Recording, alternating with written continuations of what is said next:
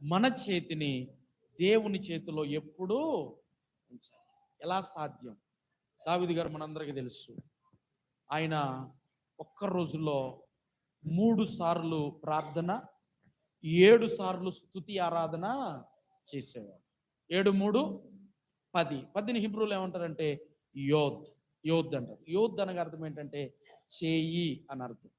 ఈ 10 సార్లు దేవుని సన్నిధిలో దావీదు కనపడటం వల్ల దావీదంట తన చేతిని దేవుని చేతిలో పెట్టాడంట. దేవుని స్తోత్రం. అందుకే దావీదు దేవుని చేతిలో తన చేతిని పెట్టాడు కనుక సింహం వచ్చింది ఆయన మీదకి, ఏం జరిగింది? చీల్చేశాడు.